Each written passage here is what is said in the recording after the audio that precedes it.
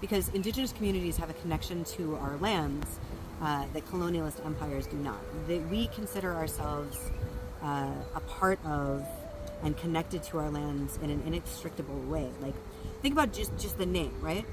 We're Am Israel, the nation, our people are Israel, and our nation, our land is Israel, right? It's the same. We're one and the same, and that's true for all indigenous communities around the world for the most part. Colonialist empires who have like a motherland that they're sort of they come into other people's territories and they sort of strip them of their resources, and they take what they want because they don't feel an obligation to that. They don't feel a responsibility. They don't feel a relationship. They don't have a love for the land in the way that indigenous communities do. So they take what they want. They destroy what they want. It's not important to them. It's not theirs. It's not where they're from. And they ship it off back to their empire, you know? One of the big reasons why the preservation of indigenous identity and communities and relationship to land is important is because we need to keep our planet alive, right? And the people that really work the hardest to do that tend to be indigenous communities. We strive to support indigenous communities in sovereignty, in autonomy, in regaining stewardship over their lands. We support land-back movements. I mean, the powers that be are enormous, right? Like, if you look at colonialist empires throughout the world now, we can trace them most easily through language, right? Like, the largest language bodies in the world are English, Spanish, French, Arabic, Mandarin, Chinese. And we support indigenous communities around the world in their reclamation of their own identity, their promotion of their own culture, their bids for sovereignty, for statehood in many cases, for their ability for self-defense. Tribal of them are still continuously being targeted by the colonialist empires that occupy them. So a lot of tribal nations are trying to find a balance, similar to what we have here in Israel, which is that we're a people that have one foot very firmly planted in the modern world. We're some of the leaders in high tech and environmental sustainability, and we've invented all sorts of things. And we very much exist within the modern world. We're a modern state. We, have a government that interacts with others, and participate in a lot of international bodies.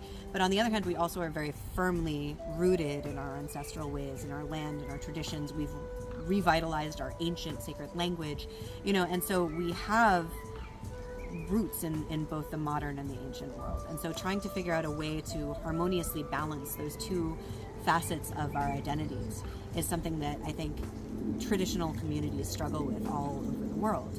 And so that is a reality, and several people from different tribal nations around the world have come to me saying that they view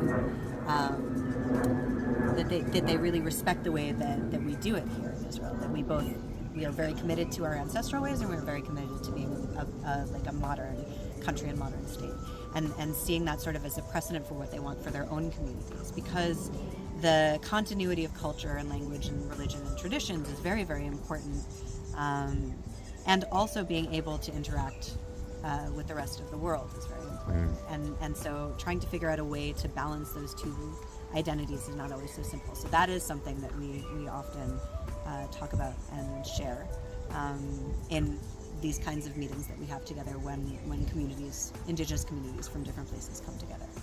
And so Indigenous Bridges actually has 4 main points, goals essentially. One is political support and solidarity. So figuring out what communities need, and then creating connections with other communities who can then show up in support and solidarity with them. So whether that's voting, legislation, or fundraising, or community action, it's a very big piece of what we do. The second piece of what we do is actually economic.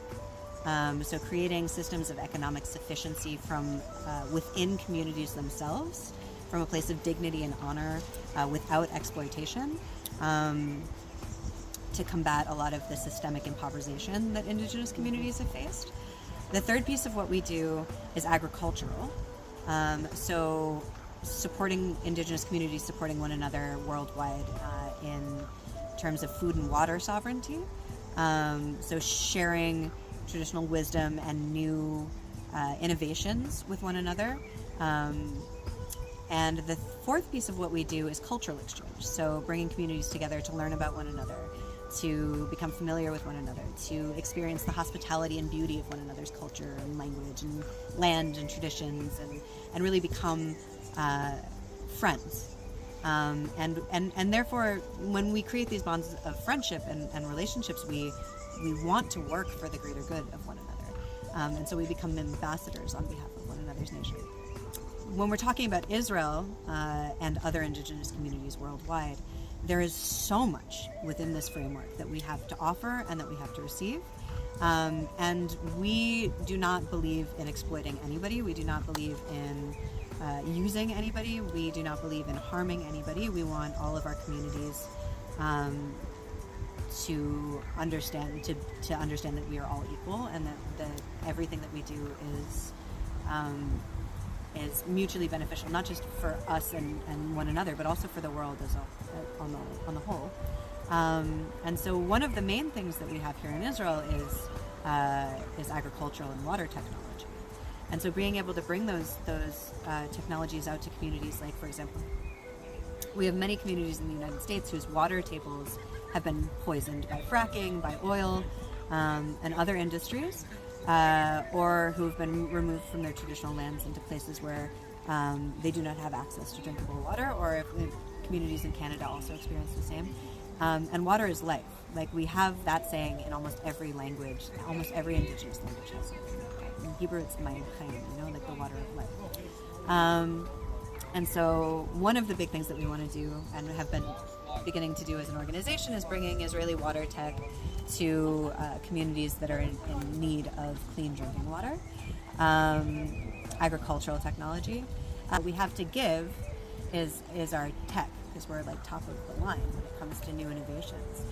But we often don't have, we're often in crisis. We're like, we have X amount of million people that we need to feed immediately, and we're at war, and we don't know what will happen next year. And so the long-term sustainable vision is often overlooked. And so we have a lot to learn from other indigenous communities about how to have long-term sustainable agricultural initiatives, and learning from one another about like different technologies that they also have in their unique land.